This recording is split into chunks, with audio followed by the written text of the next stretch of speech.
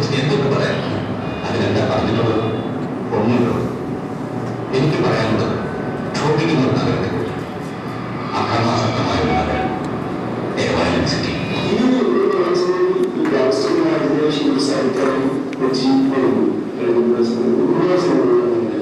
അപ്പോൾ അതുകൊണ്ട് പ്രത്യേകം ഭാഷ കൊട്ടേഷൻ ഉപയോഗിക്കുന്നത് എല്ലാവരും പല ഭാഷകൾ എല്ലാവരും ഉണ്ടായി എടുക്കുകയും അതുപോലെ കൊച്ചിയിലുള്ള ചാരിത്ര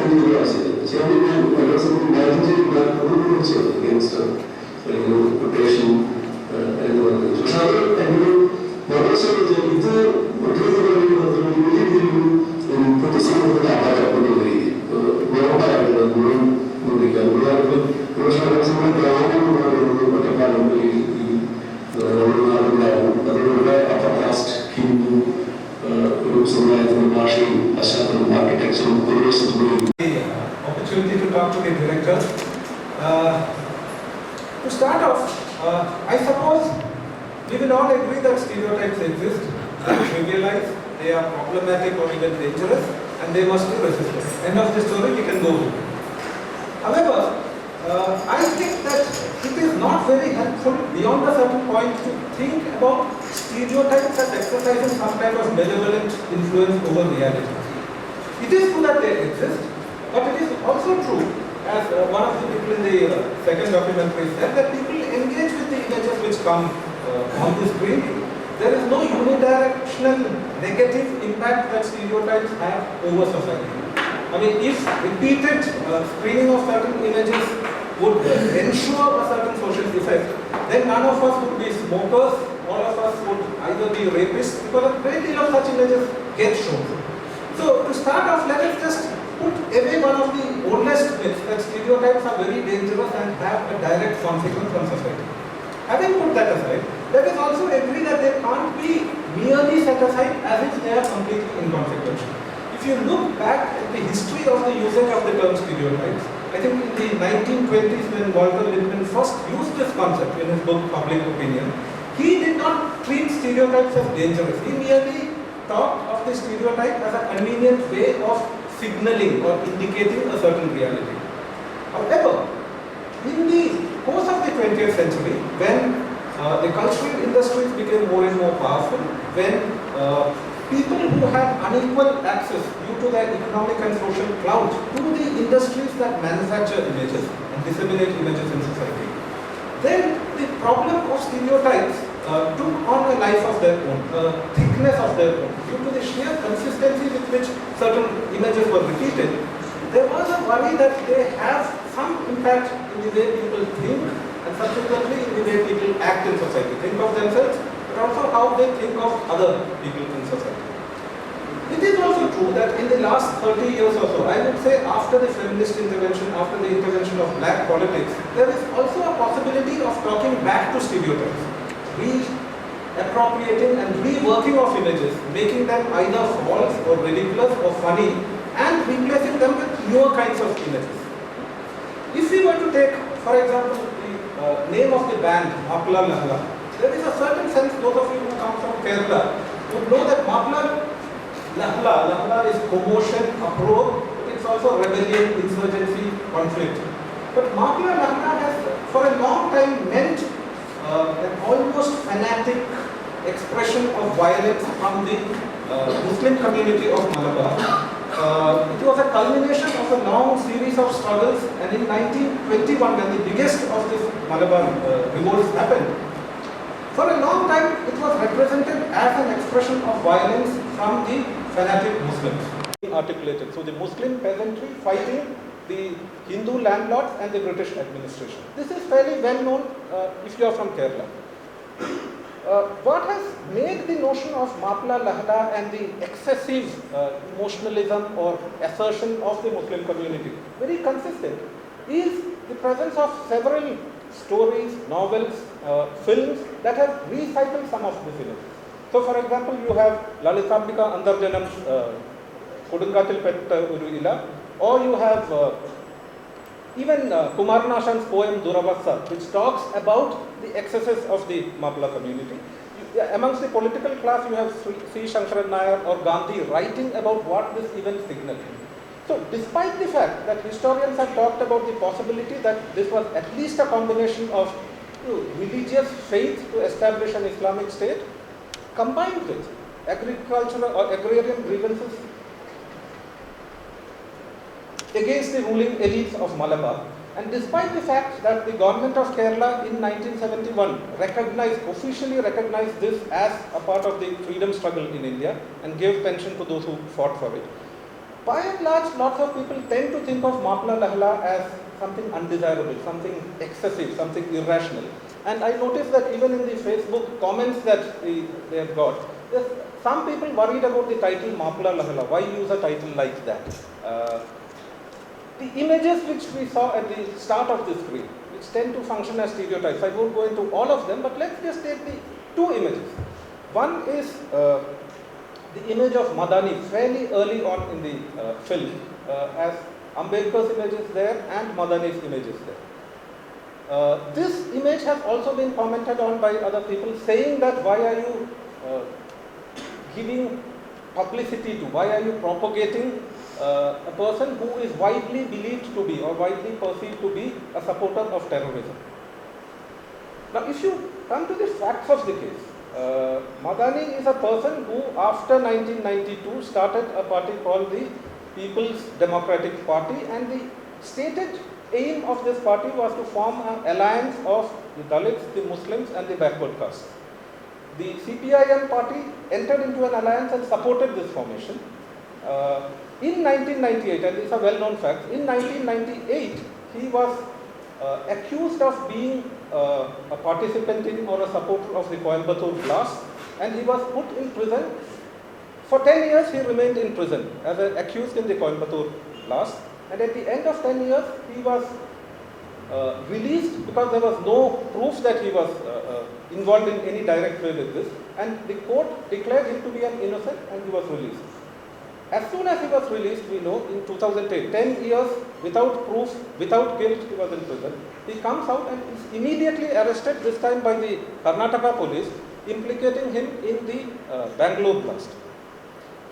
He continues to be in jail in Bangalore, even though there is no proof that he has been involved with the blast, and even though journalists like K.K. Shahina of Tehelka has actually demonstrated that the two key witnesses based on whose testimony he was sent to jail in the first place, that both these testimonies are very dubious, because the people who testified to the Karnataka police have spoken to her and they are on record saying that what they said and what the police recorded is totally different.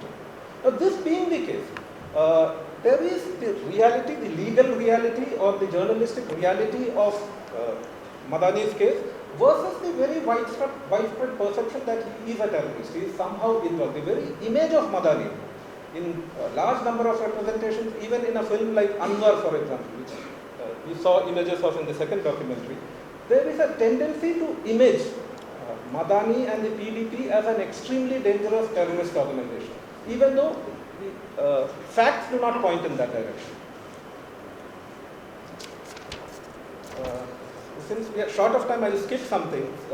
Muhsin Parari's documentary. It's an interesting thing. Many of you who have been following literature would immediately catch the echo, perhaps, of the very famous and controversial black American novel Native Son. Native Bapa is native father of the Muslim community. But there's also a 1941 controversial American novel. It's a black classic called Native Son, in which the novelist Richard Wright tells the story of a 20-year-old black youth named Digger Thomas. While not apologizing for or defending some of the crimes that he commits, including murder, the novel is extremely sympathetic to these conditions and the systemic prejudices that actually create a response from Digger Thomas in that novel. And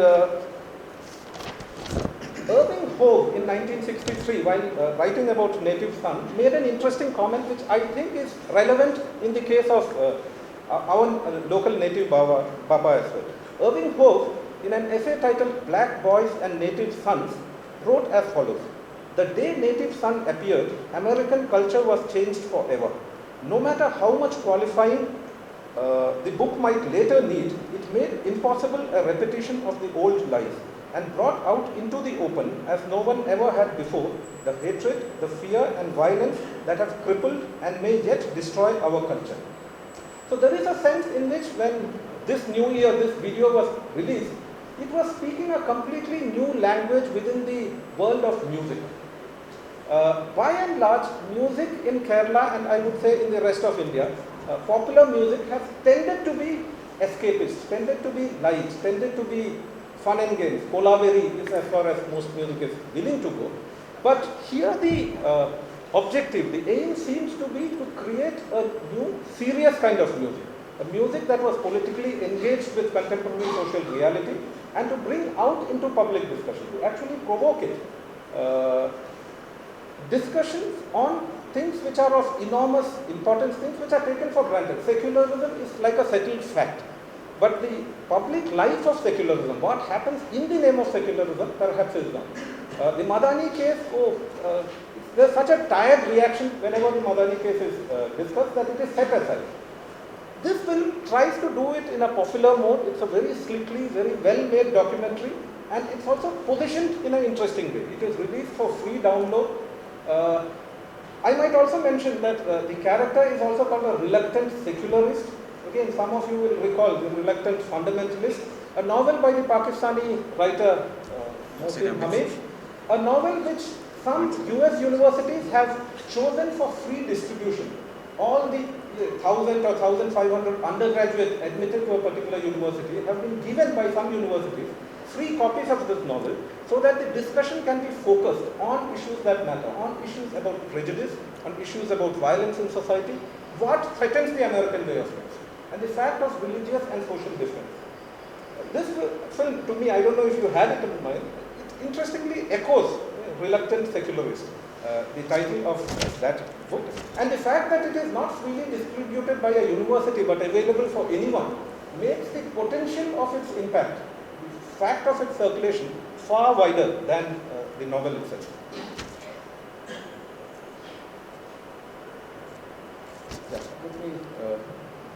Let me conclude with certain observations that the organizers also wanted us to speak about recent controversies, for example about Vishwaroopam and other matters. And I think our friend Ravi, who is recording here, has taped an interview with me where some of this will come out recently.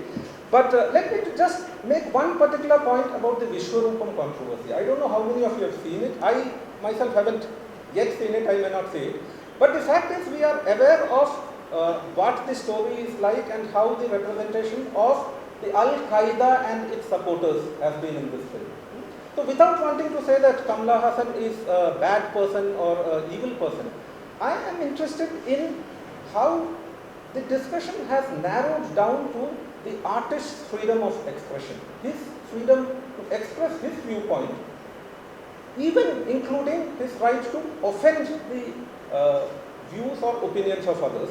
And this is insisted on by many people who came on TV, who were published in the newspapers, insisted on the fact that freedom of expression is important and it is only valid if it includes the right to offend. Fair enough.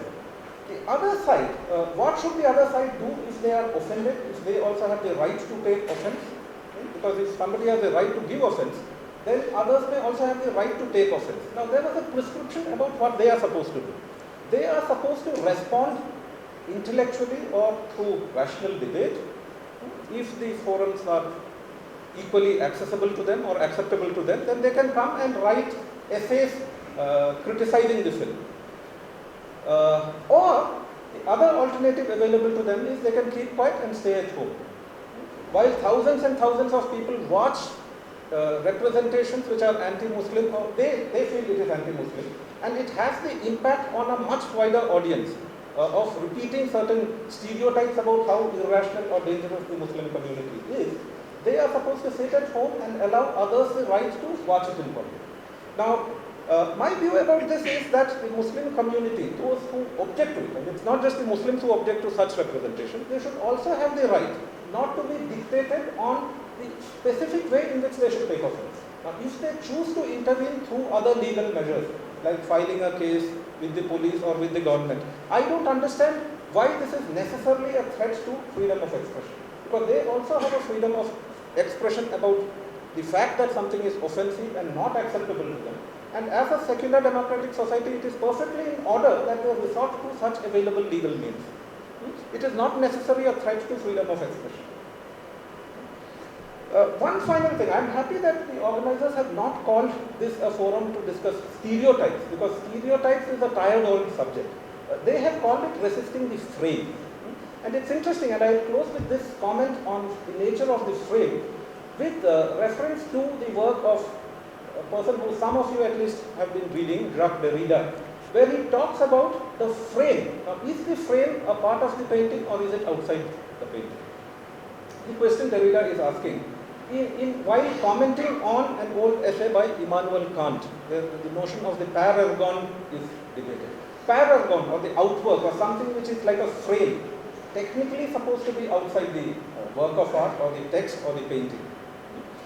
Derrida is saying, how do you define what the frame is? What is the extraneous, the external element of a frame? So it is not simply a question of where does the work of art or a novel end, what are its outer edges, but it is the sense of the outside, it is the sense of the textual boundary which often leads to how we interpret a painting or a text.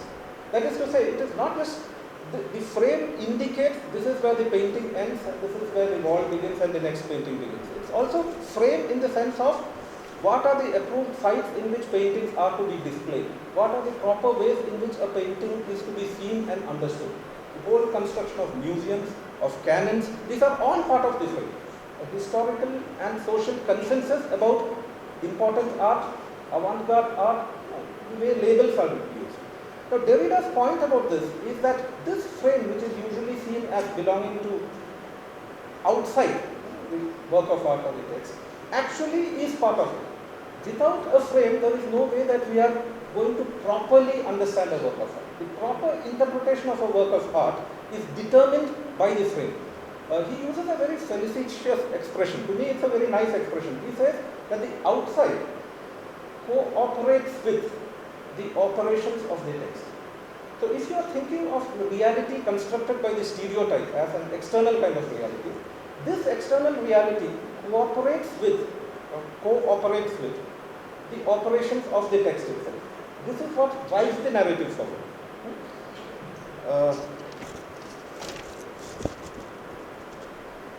I think I'll stop now. There are some other points we can. I don't want to use up all the time. So I'll pass you on now to Hari.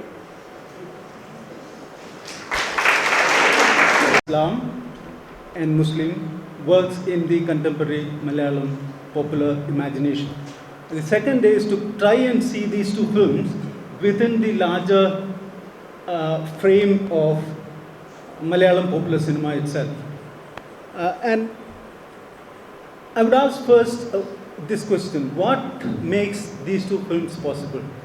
And these two films are in fact punctuating into the already existing popular cinema, popular medium called cinema in Kerala. And they are so dependent on popular cinema. In fact, the major character in the Native Bapa is a very popular actor in Malayalam cinema. The other one is an offshoot of Malayalam popular cinema itself. It in fact asks inconvenient questions to why there are these kinds of representations about a particular place in an otherwise insignificant place in Kochi itself.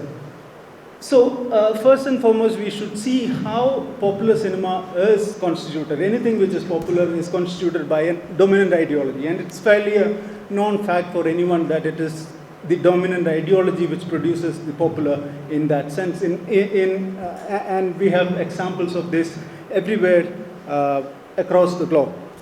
And then the text itself produces its own, prodigies, and the text produces ideology. So it is the dominant ideology producing the text, and then the text produces ideology. So in that sense, the stereotyping is part of a larger scheme, which in fact is an offshoot of the dominant ideology itself. And if you were to talk against these dominant ideologies, is it possible for you to talk against these dominant ideologies? I mean, in these scholarly discussions that we always have, we always talk about representations, stereotyping, and is that enough for scholarly discussions of stereotyping to happen? And if there is no kind of one-to-one correspondence between what happens in the popular realm and what happens in the scholarly realm, then there is a disjuncture in the way in which academics works and in the way in which popular culture works itself. So in that kind of a large schema of things, I guess these two films are in fact hitting at the nail, hitting straight at the center of the popular culture itself. And it is asking, these two films are in fact asking very, very inconvenient questions to these popular culture itself. If you remember, and I guess C.S. Venkateswaran in this documentary on Mattanchery itself is talking about how, in fact, authentic it was, the representation of Islam or Muslim characters and Kochi itself till about 1970s. And that is slightly more provocative in that sense. Why was it that something which was authentic became so stereotyping later on after the 1970s, and especially after the 1990s? This is very interesting, because after the 1990s, we understand that demolition of Babri Masjid happens, and the first government of BJP comes into power in the center. Now, this is also the time when I remember, as someone who was a vociferous reader at that point in time, getting Bashir's 2 huge volumes of work and reading it, burning midnight oil, as the saying goes. Now, after the 1990s, you couldn't think of Bashir as a Malayalam writer. You could only think of Bashir as a Muslim writer. And I should also remember that it was given by a Muslim girl in my classroom. It has become so problematized for all of us to think of Bashir as any other writer other than a Muslim writer. And this is largely due to the kind of things that had happened after the 1990s, as I would imagine. And I would also say Hindu fundamentalism, even though symbolically won over the government in the center, what happened actually was in the way in which it converted the middle class in India to change their aspirations. So being secular is no longer a nice thing to do. If you were talking about your religious sentiments and your stereotyping and your problems of representation into your private realm prior to this period of time, now it has become a public discourse. You could do that in public and get away with any of these things. So what I was trying to say is that in the 70s, you still had other kinds of narratives possible for you to have an authentic kind of representation. You might remember in Malayalam cinema itself, for example, 2 important films. One is, for example, Nirmalyam, where the idol at the end of it is being questioned by this, oracle, and he in fact, abuses, speaks to it and abuses the idol, saying that you are worthless, which is not possible for you to have in any of this popular cinema today. And you also had another kind of film, which is Alice in the Anveshanam, the Enquiries of Alice, which in fact raised quite a few questions about women, which again is not possible in the contemporary time. So, in a sense, an alternative to the popular representation and popular stereotyping has become an impossibility, basically because of all these dominant kind of methods and movements that we can trace after the 1990s. In that sense, I guess these films, especially when they are asking these questions against popular cinema, questions to popular cinema itself, is making out, creating newer forms. So that's why, I wouldn't want to call them documentaries. In fact, Native Bapa is not a documentary in any sense. It in fact is a music video. The genre of this particular film is a music video. It's not a documentary, in the conventional sense. But conventions are made for, for people who are who follow conventions, not for us to discuss. But it also has a companion piece, I guess. I'm thinking of Coffee at MG Road. Very funny again, in its elaboration, but it also asks very pertinent questions that a popular film will not be able to ask.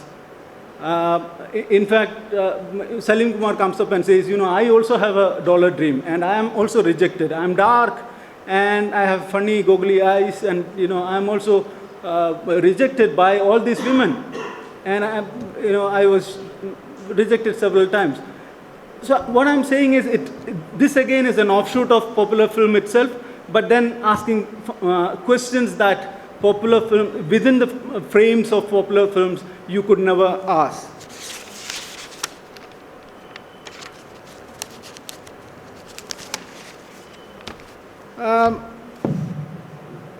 In the same line, I would also argue that you always had major actor, probably the most famous and most powerful actor that you have in Malayalam is Mammootty, who is Muslim, but you had directors, you had technicians, and you had some directors who are very intelligent, as we might think from several of their attempts.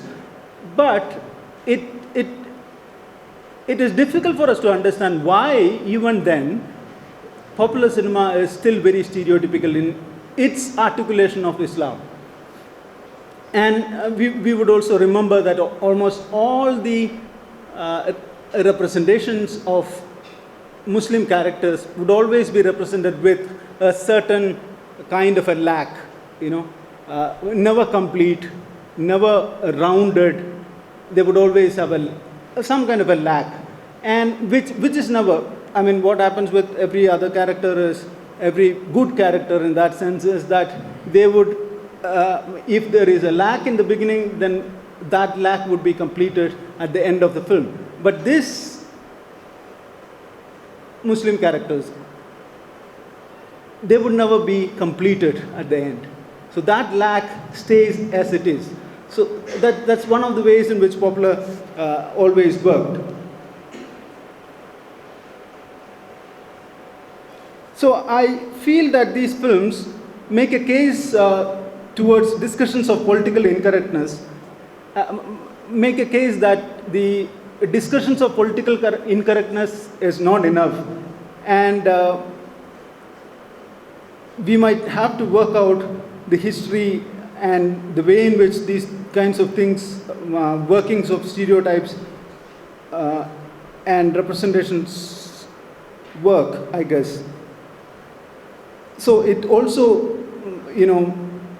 makes us aware that, as Satish was pointing it out in the beginning of his speech itself, that a mere discussion of representation and mere discussion of stereotyping is not enough, and we need to go beyond that. And sometimes these are the ways in which we try and go beyond these kinds of things. One more point, and then I'll conclude. There is this very famous dialogue from Big B, I guess. Kochi Pazhaya Kochiyalla. Kochi is not the same. What I feel is that the space has changed, the characters have changed, the kind of thematic things have changed, but the ways in which representation and stereotyping works, that hasn't changed. So Kochi might have changed, Malayalam film might have changed, but the frames through which representations work, that hasn't changed even after all these things that we have discussed. And these are the ways in which we might go forward. Thank you very much.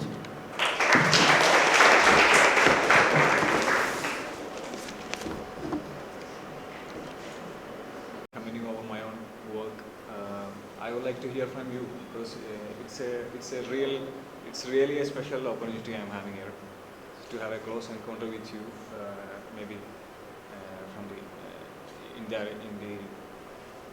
area of cultural criticism. You people are considered to be the most famous students in comparison.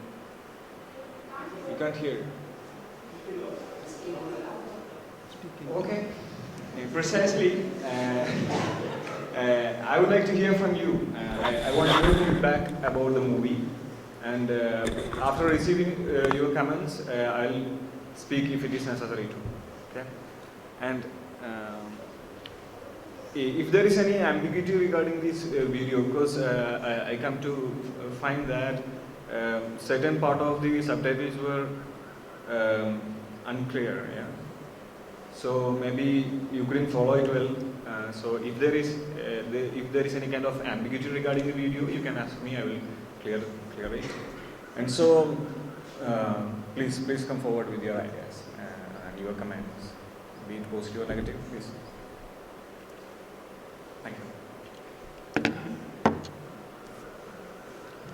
We'll have the other director respond as well. Yeah, both of them want questions to be asked so that they can respond to them. So if you have some clarifications to be made, you can ask the questions. Please make the questions as precise as possible. Thank you. Question is relevant or not, but just to break the ice and start. So I would like to ask the question to the director of Native Bapa. The discussions are about resisting trade, and there's a reference to Vellam Pannigal. So isn't it a stereotyping as well? Banana Pandi, which literally means white pigs. And in subtitle, I have translated it as white invaders because white invaders. Invaded. I confess that it was translated in such a way because I was afraid of these kind of questions. And I was even afraid of a censorship issue and other aspects because maybe it was a mistake. So I hope you can forgive it because you people have already you have hundreds of years of heritage of stereotyping us, and we have stereotyping in such a way because it is reconciled, right? It's an active way of abusing. You people must have popular with Vamali word. It was made by a leftist intellectual. This kind was made by a leftist intellectual very controversial. See, it's also a Makla hip hop song, and if you remember, hip hop is an aggressive. It is an articulation of a rage felt by the whole community. So if you don't speak angry words, then the whole identity of hip hop goes. It will become some other sweet song. So I basically have no problem with it. There is a whole, the Chinese god of racist stereotyping, and they fight back with words. So white pig is fine. What is wrong with white pig? There are white pigs. He's not a big star, but he's also not an unknown face in Malayalam cinema. I mean, everyone would know him who has any contact with Malayalam cinema. Well, how did you think of him, and why did you decide to choose him and no one else? The casting was very deliberate. Give me a break. You know the difference between humor and comedy. You must be very familiar. Comedy is such a thing that evokes laughing while seeing a figure itself. But humor is an intellectual process. It needs the help of intellect. But the very appearance or the way he behaves, the way he talks, makes you laugh. Because the casting of Mamu Koya was mostly used in popular Malayalam cinema, since the very entry of him was used to evoke laughter in the audience, making the specific slang he speaks ridiculous. This is the way he's speaking his daily life. There was no grooming by the director needed for him to speak in this very slang. Because this slang is particularly spoken by the Mapla community, and be it Muslims or Dalits, those are connected with this slang. And so this very particular slang was deglamorized by casting him in such a roles which evokes laughter in you. And I personally wanted him to cast in his role. And I have even told him that if you don't agree with me, I will not be doing this movie. And he was very welcoming because he was fed up with so-called roles he was using. He was used to. And so the very casting of Mahbuba himself, I see it as rebellious, and I have a very clear, crystal clear political message casting him. Thank you. There is a story, it's not a story, there is happening in Kerala that one boy has been killed in Kashmir, and it's called that he has been killed in an encounter with Indian army. After some days, there is another story also that he has been killed in a fake encounter, that Indian army has done something wrong. And when his body has been brought into Kerala, his mother said that I don't want to see his body. So such kind of similarities is seen in the info that you directed. Would you like to comment on that? I wrote 4 years back. Well, writing that poem, my inspiration was this very incident. One fires from Kerala was killed in an encounter in Kashmir, and he was disappeared nowadays with Hashir. He was recruited by the popular terrorists, popularly photographed terrorist organizations, and thus went stories in media, and there was a popular statement made by the mother of the deceased, boy shot down in this state, that she refused to receive his body, saying that if he is a traitor, I don't want to see his body. And this very statement was idealized by dominant young organizations in Kerala. That should be the stand. That's the ideal position by a patriotic Muslim in response to terrorism. And thus silence of certain people was against injustice happened to them was celebrated as a secular stand, as an ideal stand. Hence, I created a character of a reluctant secularist woman. We know the secularist demands a certain silence over the injustice happened against you. Mime of somebody cocking their machine gun at them. So for me, what is interesting about this music video is earlier if the choice was between are you secular or are you anti-secular or communal, this one introduces a new twist to it. So secularism, shotgun secularism at a point of barrel of a gun. So it complicates the whole discussion on secularism itself. If this is the price that secularism demands, that a mother disowned the body of a possibly innocent son, it's not yet established. So I think it's very effectively done. Talking of the guns 2 or 3 times, and at the end, Mahbuba delivers it straight to you.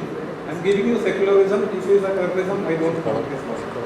Without the gun, he's delivering it because the gun is already there.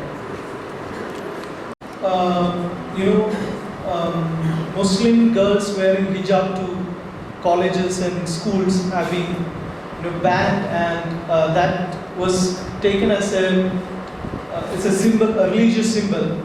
So you cannot have such kinds of symbols in schools or colleges. Whereas certain other kinds of symbols, for example, tilak or a saffron thread or a particular kind of bangle is accepted as the Indian cultural whatever. So the way in which when in this video they talk about the scarf. Yeah, Ali is wearing one here. So if you have one of that, or if you wear a particular kind of cap, or if you have a long beard, so what are the things that these symbols implicate? What are the things that are involved in our minds? I mean, I find that a secular or a modern Muslim, I mean, I haven't seen so far, a modern Muslim is not represented as one having a beard. So you won't have Shah Rukh Khan with a beard in a movie. So even if he has to claim that he is a patriotic Muslim, he will be a clean-shaven Muslim, or he will be a Muslim without the paraphernalia. But you would have a communal Muslim with all these things. A communal Muslim won't be clean-shaven. A communal Muslim won't be, he will always have his surma or all kinds of such things. So there are ways in which we kind of associate, the tea, the biryani, and all kinds of things. So I guess we need to also think about these points. Yeah. The Muslim cannot have a clean shaven thing. Just I came across one instance that Fiza, Hrithik Roshan's role was something Aman. He was clean shaven. And a secularist Muslim Shah Rukh Khan in Chakde. Was he Muslim? Yeah, he was Muslim. So he had beard. So just as contradictory examples, nothing else. What? I didn't get. My name is Prahajar. Tell the question. In the film, it is says about the Mattanchery as a place of Gundas and I think in many Malayalam films, the Malappuram district itself is termed as something just like extremist terrorist and do you think any connection between Malappuram and Mattanchery? I'm from Malappuram.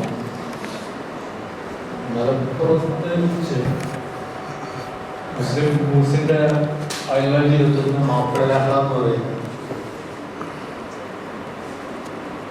ആ പ്രദേശത്തെ മലപ്പുറം എന്ന് പറഞ്ഞ പ്രദേശത്താണ് സംഭവിച്ചത്. ഇപ്പോൾ district ആയിട്ട് രൂപപ്പെട്ടു. അതിന് മുന്നേ മലബാറിൻ്റെ പേരിൽ അത് രൂപപ്പെട്ടു. അപ്പോൾ അവിടുന്ന് വരുന്ന എന്നെപ്പോലെ ഒരാൾക്ക് മലപ്പുറത്തെ കുറിച്ച് നമ്മളെ VS അച്യുതാനന്ദൻ്റെ ഒരു കമൻറ്റ് ഉണ്ട്. ഇതേ പറഞ്ഞാൽ മലപ്പുറത്തെ ചെറുപ്പക്കാർ പാസ്സാവുന്നത് കോപ്പി അടിച്ചിട്ടാണ്.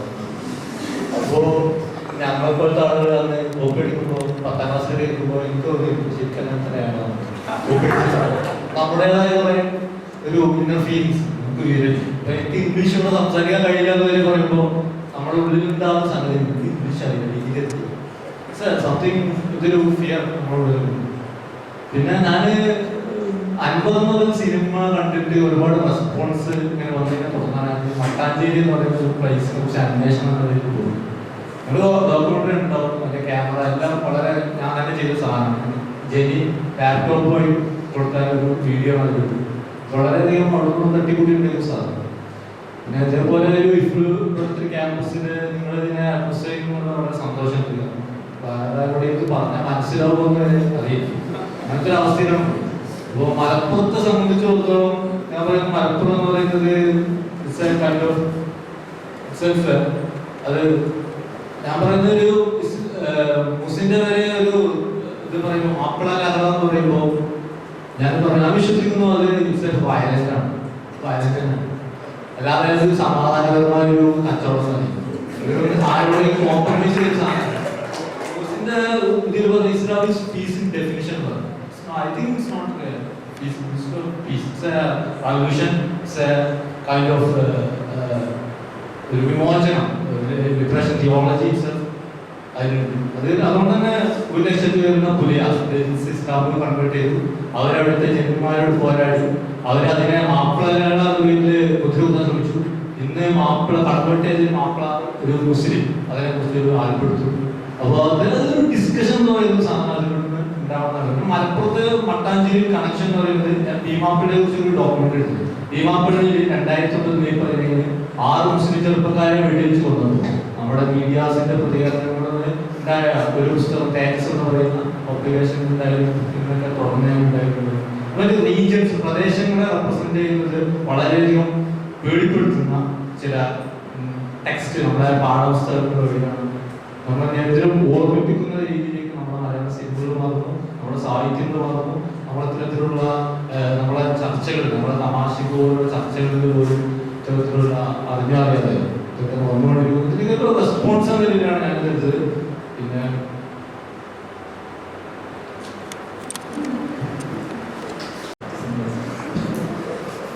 അതിനെ കുറിച്ച് മ്യൂസിക്കും ഡോക്യുമെന്ററി തമ്മിലുള്ള ഡിഫറൻസ്.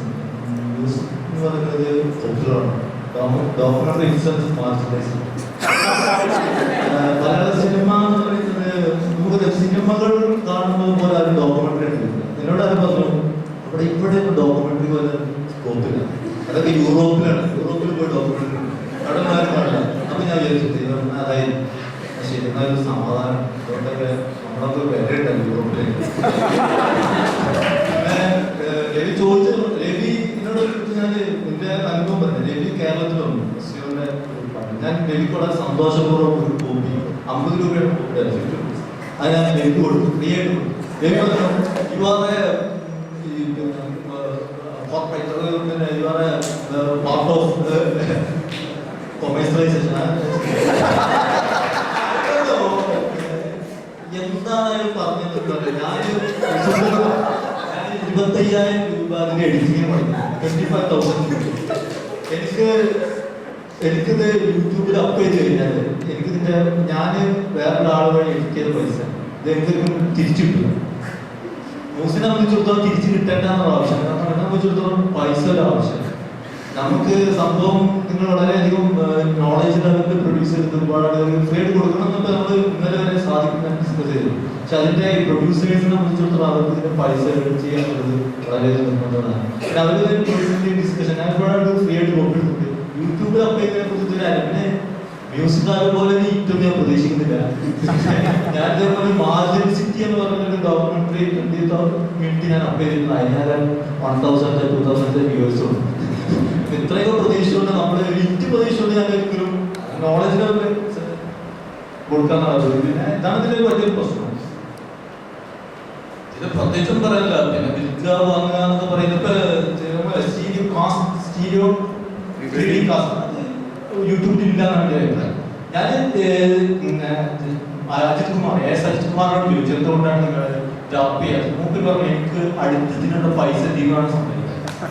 നമ്മളെപ്പോലുള്ള ആളുകളെ സംബന്ധിച്ചിടത്തോളം ക്യാപിറ്റൽ എന്ന് പറയുന്നത് വളരെ വലിയ സംഗതിയാണ്. നമുക്കിത് എങ്ങനെയെങ്കിലും പേഴ്സണലി പണം ഉണ്ടാക്കിയപ്പോൾ നമുക്ക് അടുത്തത് ചെയ്യാൻ, അല്ലെങ്കിൽ അടുത്തതിനെ കുറിച്ച് ജീവിക്കാൻ ലാപ്ടോപ്പ് മൊബൈൽ എന്താ വെച്ചാൽ നമ്മളതിനെ കുറിച്ച് പ്രീമിയം ആളുകളാണ്. നമ്മളല്ലാതെ നിങ്ങൾ കാണുന്ന പോലെ ഇതിനെ പ്രതികരിച്ചിട്ട് വളരെ കൂടി ഒറ്റയ്ക്ക് പിന്നെ എല്ലാ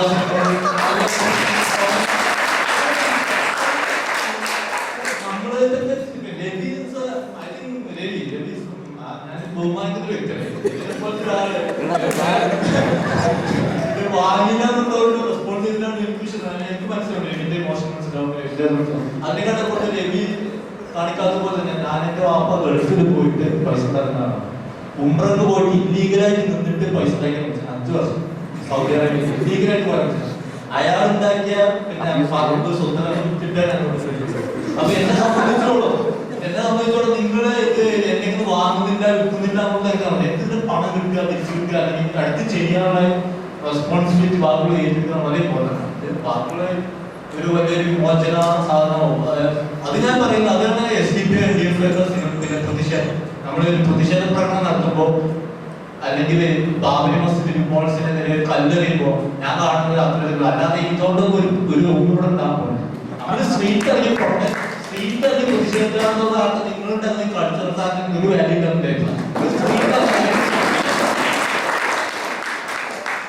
Satish, Poduval sir, Hariprasad sir, Muhsin Parari, Hashir, Mohammed, teaching and non-teaching staff, and my dear friends.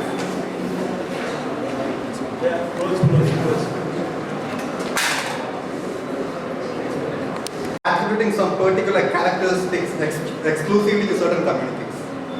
Our mainstream media plays a great role in it, and it's a fact. I, on behalf of everyone present here, appreciate those who have taken this endeavor in deconstructing these prevailing norms without prejudice and bringing out the truth behind them. Let's hope that this would pave the way to a new media culture.